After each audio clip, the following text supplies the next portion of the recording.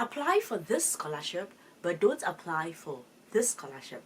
But why, Dr. Sylvie? You may ask. Because scholarship acceptance rates matter. You know how you check university acceptance rates in order to determine if you're going to apply for a university or not?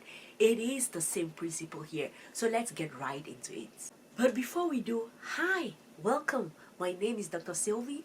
I got my first fully funded scholarship in 2014, and it was the next Japanese government scholarship. But when I applied for my scholarship, I applied alongside a couple of my friends. I was the only one who was chosen. All my friends were not chosen, and that left me with survivor's guilt. And I was wondering, why was I the only one taken and my friends were not taken? So I went on a deep dive and I interviewed hundreds of students who have gotten scholarships, trying to figure out what makes someone stand out from the crowd, get a scholarship, and another person rejected. And I learned so much throughout all of these interviews, and I applied those principles to myself. And in 2016, I was a third runner-up for the Mandela Washington Fellowship. In 2018, I got the Yala Fellowship, and in 2021, I got the Clinton Global Initiative Fellowship. And so I have had my time getting scholarships, so I have the experience and here now to teach you. Go get yours. I have a one-on-one mentorship where I work with students from the start till the end of their scholarship application process. If you want to work with me, there is a link here. You can sign up for it. And one of the jobs that I have to do is I have to recommend scholarships for students to apply for. And this is a very difficult task because in going through the process, one of the things that I look for is the scholarship acceptance rates. Because if a scholarship, if it has a high acceptance rate, of course I recommend that my one-on-one clients apply for it. And if it has a low acceptance rate, I'm like, probably not a very good idea. So today I am going to let you in on a little secret about scholarship acceptance rates, and I'm going to put the statistics here for you all to see. For the Chevening scholarship in the 2020-2021 academic year, they received over 60,000 applications, and about 1,500 students were granted awards for the scholarship.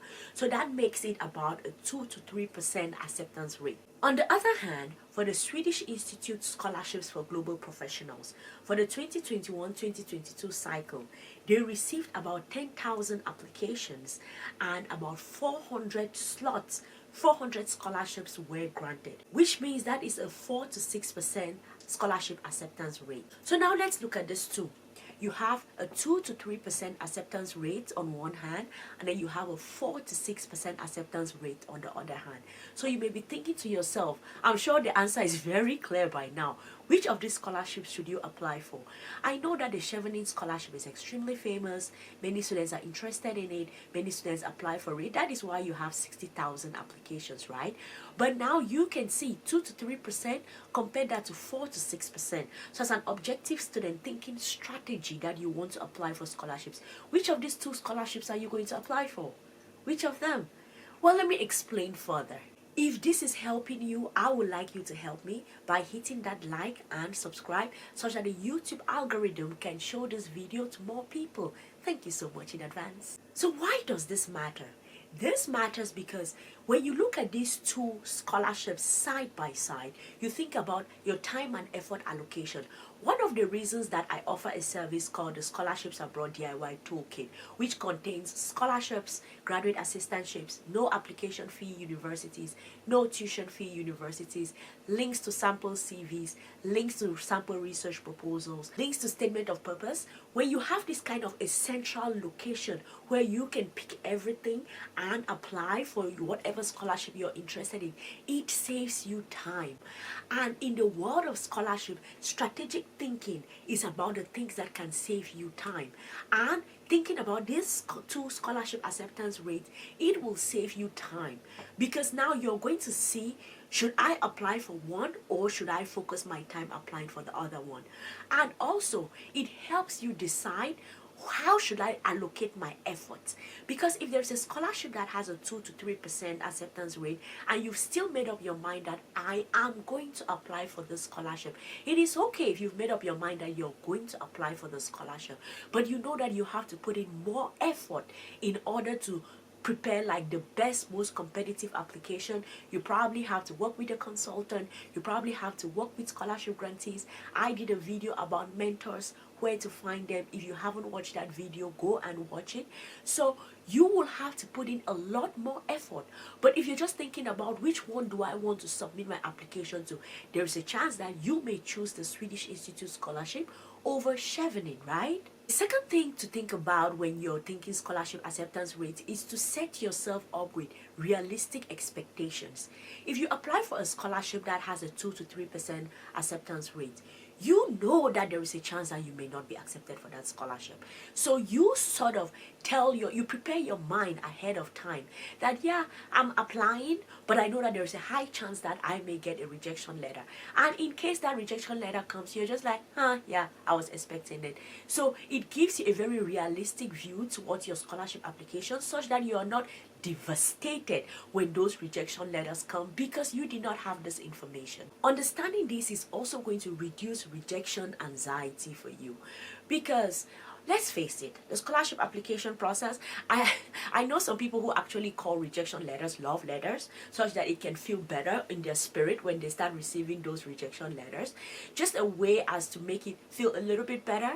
But you are going to receive those rejection letters. And one of the things that can help you in that process of dealing with this rejection is knowing that if I apply for this scholarship where the acceptance rate is like practically 2%, there's a high chance that I may not be chosen.